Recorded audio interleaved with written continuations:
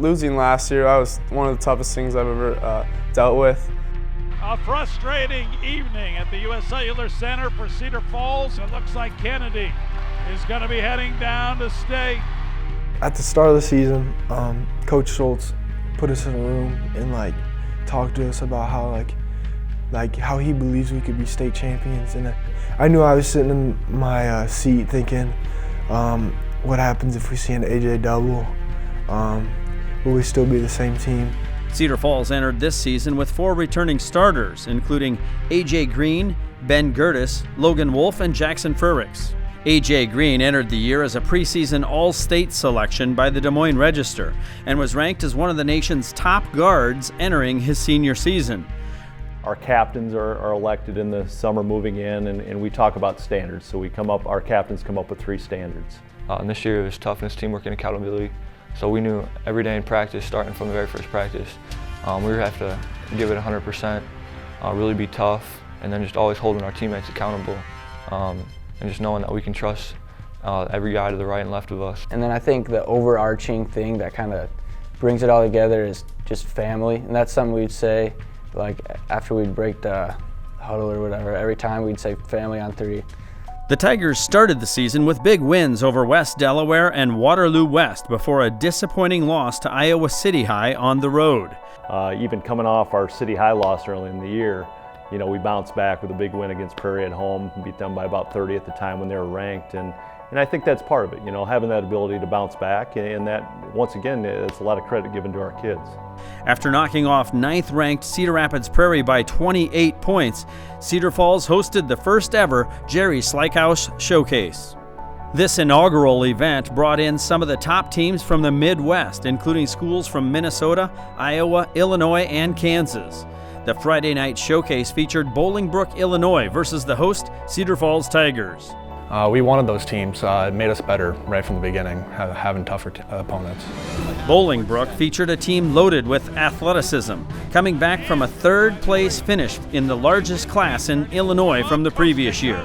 And this proved to be an entertaining up-and-down contest. Well, we knew coming in that we were going to play a really good Bolingbrook team.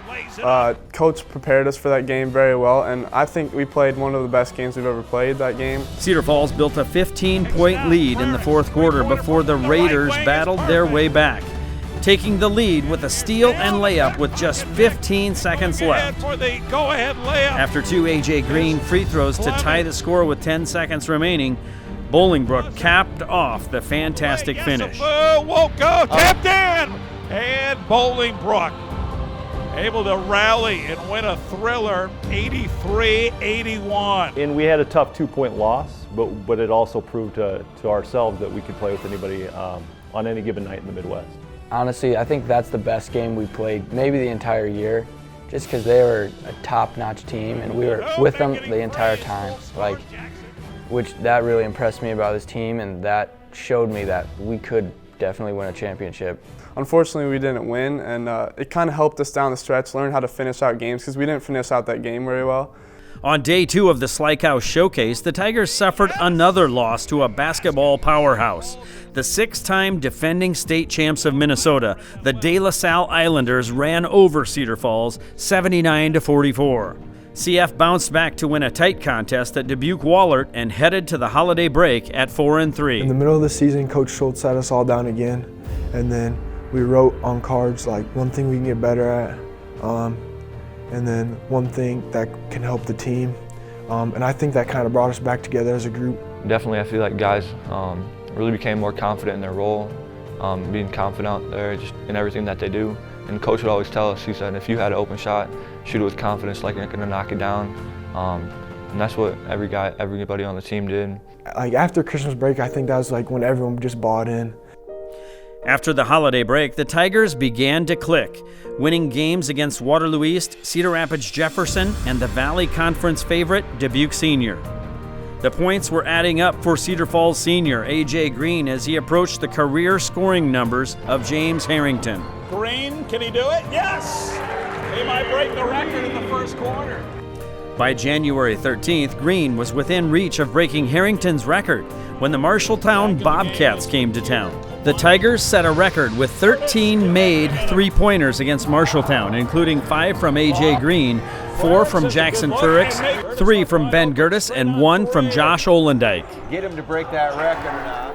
With the win streak at 5, the Tigers faced off with the defending state champion Iowa City West Trojans. The Cedar Falls Tigers host the #1 ranked team in Class 4A, Iowa City West. Eldridge into Sims. And it's a 7-0 lead for Iowa City West. Timeout taken by the Tigers. McGee gets the step and the basket. They can stay with McCaffrey. He gets a quick step and lays it in. McCaffrey. The top-ranked Trojans' high-powered attack raced out to a quick first-quarter lead in the Tigers' home gym as the Cedar Falls Tigers offense struggled to score. Not the start that the coaching staff wanted for Cedar Falls. Yeah, clearly they're going to have to find some ways to get A.J. loose, run him off screens and such. But A.J. Green was held scoreless in the first quarter and came into the game needing just 11 points to break the career scoring record. We kind of knew that night that it was probably going to happen and that was going to happen. We were playing #1. It was an electric atmosphere in the gym. Just a lot of excitement built up. And we also knew that it was important to use that as a measuring stick for our team at that point. Tiger fans, media, and players knew this was a big game, not just because of the potential to break the career scoring record, but because no team had beaten the Trojans of Iowa City West in nearly a year, and no team from Iowa had beaten the Trojans in nearly 13 months. Well, I know that they were, probably pretty cocky going into that game, having won so many in a row. Iowa City West seemed to be in control of things after the first quarter, leading 15-4. likely not going to shoot the three. There's Green, run and gets the fadeaway to go. A.J. Green broke into the scoring column early in the second quarter and sparked a 13-0 Tiger run that energized the crowd, leaving him tied for the all-time scoring record. Here's Green, only needing 3 points for the record. It ties it. After a 3 by Evan Flitz, Iowa City West regained the lead. Next point by Green will be the record setter. Could this be it? It is! There it is! A.J. Green has become the all-time leading scorer at Cedar Falls High School with that basket.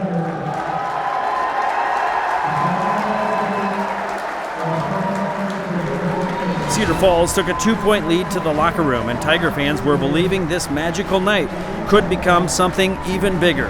We knew that if we got on them that game, and if we won that game, that would drive us the rest of the season and just give us the confidence we needed. But Iowa City West battled back with just under 7 minutes left in the game and the Tigers trailing 36-32. A.J. Green delivered again.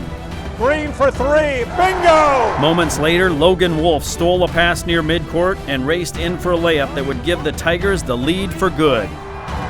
As Wolf with a steal and a basket. We were playing a 1-3-1 at that point, and they had some smaller guards, so I knew that if I had my hands up and I was getting in the passing lanes, I might get one. And he threw it, and I intercepted it and took it in for a layup. And at that point, we took the momentum back, and we just kept going from that point. Defensively, the Tigers continued to rise up. Logan Wolf draws the charge at the defensive end, then swats the ball away off of Evan Flitz after a rebound. Green follows with a drive for 2, plus the nearly automatic free throw, and all of a sudden, it's CF by 4. After Christmas break, we really preached that we needed to get stops on defense, and we were able to do that against Iowa City West. With the Tigers leading by 5, Jack Campbell ignited the crowd with a huge block. I just jumped up and just grabbed it out of his hands. Jack getting that big block against Patrick McCaffrey, that really got the crowd going. It kind of gave us the momentum. The student section went crazy, and my friends the next day were giving me high fives and jumping all over me. But yeah, it's just another play to help the team win. And as one of our big guys, to have that enforcing physical presence is very important. With the clock ticking down to the 1-minute mark and the Tigers clinging to a 2-point lead, Cedar Falls' A.J. Green delivers again. Passes it to Green. He'll try a 3. Oh my goodness! You gotta be kidding me! anybody else. Ryan Schultz would have ran on the court, grabbed him by the ear, and pulled him to the bench. You know, he's got the confidence, he's got the green light. I work on that move, and I felt like I had enough space to get the shot off, and I was just happy it went down. The Trojans hit a 3 at the buzzer to make the final score Cedar Falls 55, Iowa City West 54.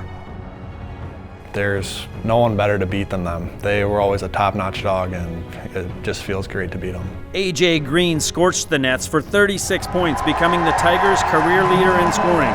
But more importantly, the Tigers had beaten Iowa City West for the first time in head-to-head competition since the James Harrington era, just over 7 years ago. After the win over top-ranked Iowa City West, the Tigers surged into the top 5 of the Associated Press poll. A couple of one-point losses in February to Waterloo West and Dubuque Hempstead sent Cedar Falls to the postseason at 16-5, good for second place in the Valley Division standings. The final Associated Press poll of the season had the Tigers ranked 4th in the state in Class 4A, entering the postseason. The Tigers received a first-round bye in the playoffs, then fought off a feisty Waterloo East team in the second round. East blanketed A.J. Green and held him to a season-low 4 points, but Logan Wolf stepped up with 26 points, while Jackson Frericks added a season-high 14 to help the Tigers advance. The hard-earned win set up a rematch with Dubuque Hempstead for the sub-state final in the McLeod Center. Dubuque Hempstead, when they beat us at their place, we knew we wanted another crack at them. When I heard we were going to be playing at the McLeod for the the final game, sub-state final, I got super excited. I've been shooting there since, first grade. When we got them again at the McLeod, that was kind of a revenge game for us, so we were ready to go. Hempstead took a 32-28 lead to the halftime locker room of the McLeod Center, behind the hot hand of senior Lucas Duax. Hits the 3. The Mustangs led 45-44 midway through the fourth quarter when senior reserve Reese Gardner grabbed an offensive rebound, scored, and was fouled for a traditional three-point play to put the Tigers up 2. When we saw them again in the sub-state final, we took it at them. We had some big players step up. AJ made some big shots. A.J. Green, 15 in the first half, yet to score here in the second half. Tries a 3. Cedar Falls up by 1. A.J. Green, a 3-ball, good! Those grinders were every possession critical. Green, yes! Yeah, I can't really tell you what's going through my head when that happens. It kind of just happens, I guess. Like, I just shoot it, I don't know. I just know I have confidence to knock it down. And, I was able to make a few that night. It helped us. A.J. Green hit 6 threes and racked up 32 points. Jackson Frericks came up big with 12 points, while Reese Gardner finished with 7 points. Green sealed the game from the free throw line, going 12 for 12 for the game as the Tigers won 62-56, avenging the late season loss to Hempstead during that final week of the regular season. Getting the go-to-state tournament was just an unreal feeling, but we all knew as a team that we knew we could do something down there. Cedar Falls entered the state tournament as the number 3 seed and drew the number 6 seeded Sioux City East Black Raiders. The Tigers never trailed in this, jumping on the Black Raiders from the start.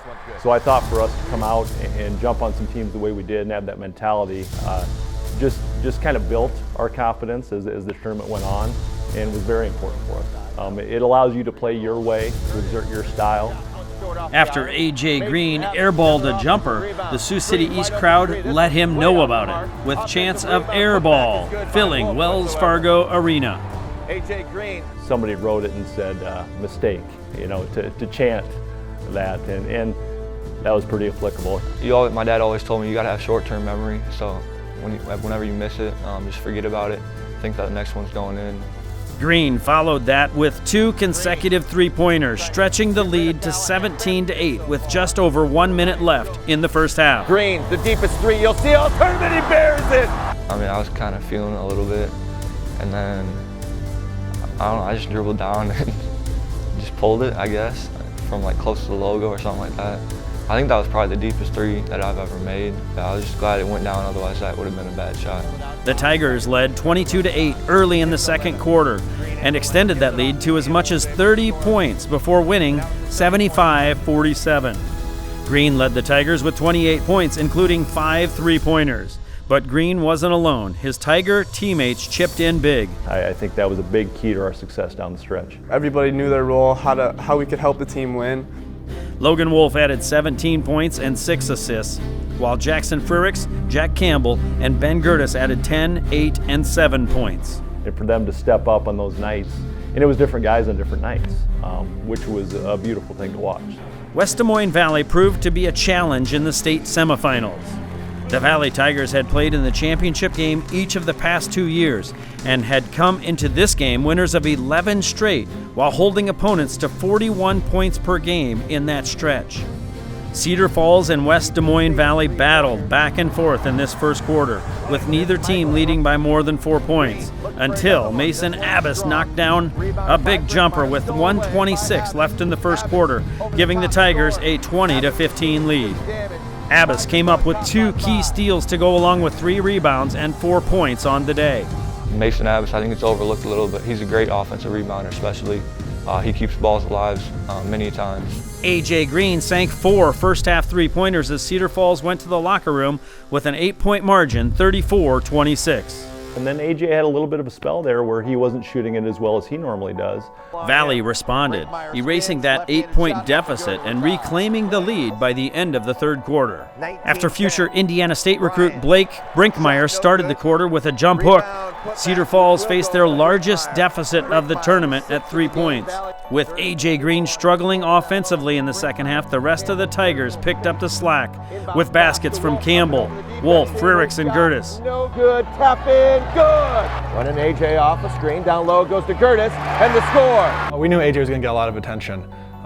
He's one of the best players in the state, and he knows he trusts us to get us the ball and score when he needs it. I just had to trust my teammates.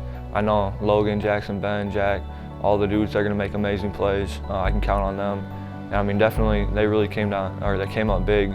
There's been nights when AJ, hasn't shot well, and then those nights, that's when, it's important for other guys on the team to step up, If you're a guy that's marked, if you can become a great screener, they can't hedge. They're either going to give up layup, or if they start to hedge, then you're going to get open.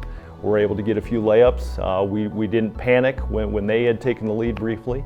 After Gertis found Jack Campbell down low for another open layup, the Cedar Falls lead had grown back to 6 points with under 3 minutes left in the game. Coach knew AJ was going to get doubled or he's going to get hedged. He'd draw up plays where he knew one of our players are going to be open for a wide open layup. After Valley's Trayvon Williams converted a bucket and the and one, the lead was back down to 3, and Valley was looking to foul. The target? Cedar Falls' worst free throw shooter during the regular season, Jack Campbell, who was making just 46.9% from the line. But unfortunately, it's Campbell who's going to head to the line. They were yelling like, foul him, and he finally got fouled. He was like, I'm making these free throws. For anybody that's ever stood there just at the free throw line, when games matter, but yet alone to amp that up a little bit and be at the state tournament and do it, that's a hard thing to do. Second one, who would have thought? During the end of the season, I knew I need to work on that more, so I spent 10 extra minutes in the gym just putting up free throws. That kid in the last weeks, he knew that he would be at the free throw line, and we had talked about it throughout the season, but he spent more time at that free throw line. At the end of the day, it's all just confidence. I just went up to the line, knew I was gonna make them, and they just went in. And he went up there and knocked them down, and those are 2 huge free throws for us. After Campbell drained both free throws, Valley was unable to close the gap as A.J. Green sealed the deal, going 6 for 6 from the line in the game's final 31 seconds. The Tigers from Cedar Falls would be playing for their first ever state championship in boys basketball. And it's the Cedar Falls Tigers who are headed to the state final. Not only a real key win, obviously, at that point, because you're one and done, but it just showed the character of this team. And the Cedar Falls Tigers will play tomorrow night against Iowa City West, the team they defeated earlier in the season. Kind of funny to say, fortunately, we were playing Iowa City West, but we at least knew Iowa City West. They've kind of done the same thing for a long time because it's worked for them, and they're so good at it that we kind of knew what to expect going in. Iowa City West had the benefit of playing on Tuesday night, so they got a rest in between their Tuesday night and Thursday night games. Cedar Falls has played 3 consecutive days. The third-seeded Tigers got off to a quick start, scoring the game's first 7 points, including an A.J. Green jumper. A Ben Gertis floater and a Frerichs three with the from rebound. Gertis. It's Gertis with the three, and he bangs it home. We just knew we had to come out at the big punch in the first quarter, come out strong. A Patrick McCaffrey layup pulled the Trojans to within 3 at 13-10 with just under 2 minutes left in the first quarter. After Hakeem Adunsu's jumper with 6 minutes left in the first half, Iowa City West was within 2 at 16-14. Shot off the glass, up and good. But then 3 straight buckets by Tigers' Jack Campbell extended the lead to 8. Gertis working against McGee.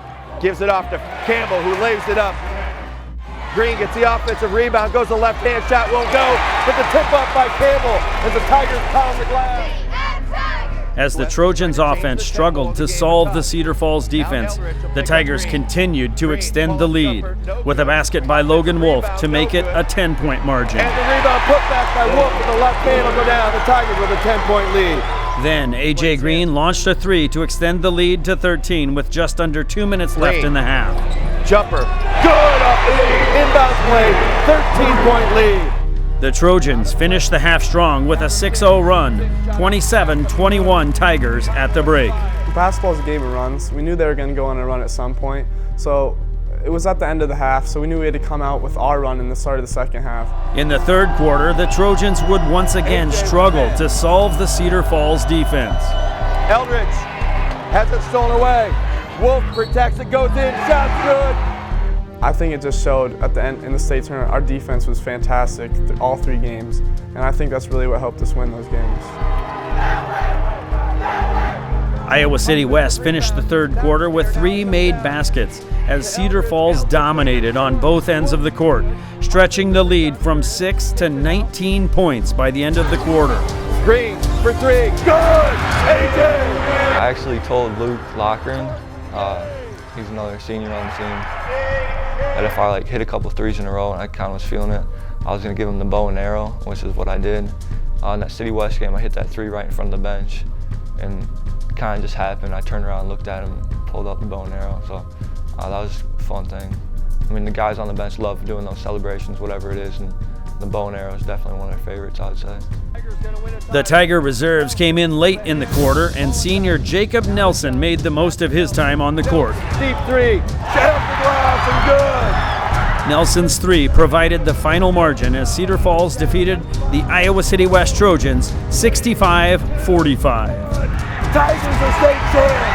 The Tigers are state champs! Cedar Falls, state title winners! As soon as it hit 0, everybody ran off the bench. We were jumping around, hugging. All the emotions came out. It was unreal. None other. The crowd was wild. The students were going crazy. We just knew that we did it. All the hard work that we put in finally amounted to a state championship. We've been working since we were little to get to there, and it was just an unreal experience. I mean, I usually don't like to show much emotion during the games, but once that buzzer went off, all those emotions came out. I was just screaming, cheering with my teammates. I mean, it was crazy. You just couldn't express it in words. It was amazing. It's pure elation for me being from Cedar Falls, and I not only grew up in the program and then played for Cedar Falls myself, but then to be fortunate enough to take over as head coach now.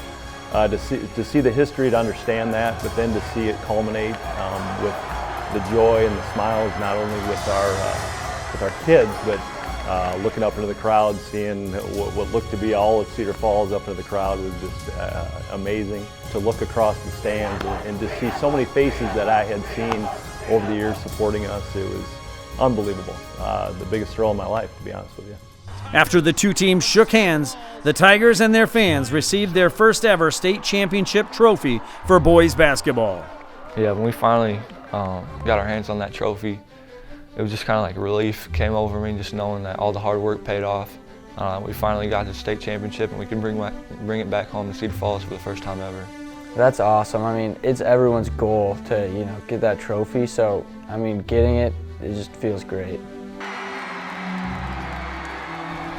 I just remember the dog pile in the middle of the court, and then just high-fiving them, and then in the locker room afterwards, everyone was jumping around. It was just a great experience and one that I'll never forget. It didn't feel real at first, honestly. I mean, everyone stormed the court. I mean, it's kind of like what you dreamed of, honestly. I mean, it was awesome. Yeah, just holding the trophy, it just makes you think like all the hard work paid off. The captain of the all-tournament team. A.J. Green was named the captain of the Class 4A All-Tournament team, leading the field in points and finishing with the second most in total rebounds. That's been my goal for ever since I came in as a freshman, is to win a state title. I mean, all the other individual goals that came with it, I mean, they're pretty cool. They're great, but getting that state title, that was the most important thing for me. See it culminate in a storybook ending like that for him, I just feel like it's so well deserved. You know, in my mind, he's put in all the work to get there, and I'm just so happy for him. Green was joined on the all-tournament team by Logan Wolf, who was among the tournament leaders in points, rebounds, and assists. It's a great honor, but really the only thing we really wanted was the trophy. I mean, for us to win a state championship for Cedar Falls is one of the greatest experiences of my life. To do it with these guys is even better. It was just an all-team effort. They really chose to come together as a family. And it's fun to watch that brand of basketball. A.J. led the Class 4A field in scoring, and Logan Wolf was among the tournament leaders in points, rebounds, and assists. Well, this isn't just a win for Cedar Falls basketball. It's truly a win for the community. You know, whenever something like this happens, I think our team gets the credit, but there's so much credit to go around here with with support from the community itself. From our administrators to our parents. We've had just an outpouring of support, and not only on our way through the tournament and the season, but afterwards. I've heard from so many people, people that have been all over the country, to be honest with you, which the moments like this kind of make you realize the scope of the family that Cedar Falls is, and how much impact that you can have on a larger community as a whole. But you know, you get kids to buy in, do it the right way, and you got to have great kids. I mean, it all comes back to the kids. They're a talented, smart group, all the way down from number one, all the way down to the end of the roster. They all contributed to this win, and that's what's so fun. And that's what's rewarding at the end of the day, is to give hugs to every single one of them, and to see their faces in the locker room, and to talk about how, you know, this is something that will link them forever. And they're already talking in that way, you know, and they'll understand it a little bit more as time goes on, but it's a pleasure to be a part of that. I had some of the coolest, awesome people around me at all times. We had great chemistry this year, some great dudes, and it was just a fun ride. I mean, we're state champs. There's no better feeling, and I'll be able to say that forever.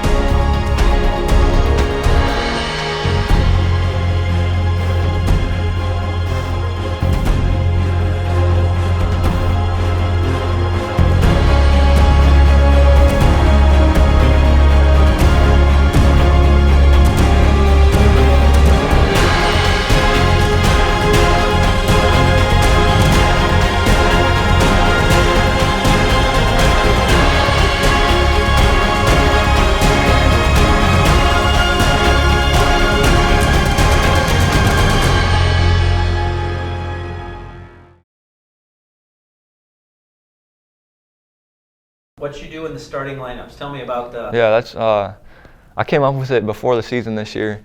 It's just like when I do that, it's just like I get dialed in. I'd see a sophomore do it last year, and the guy would go like this, and he'd milk the cow. So I had to just drink the milk. Just, I don't know, kind of goofy, I guess. All right. And your teammate Jacob Nelson? Yeah, Nelly, we call him Nelly. He's he's probably the perfect dude to be out there. He doesn't really care what other people think, and he just likes to have fun. So, yeah, he's the perfect guy to do the handshakes with.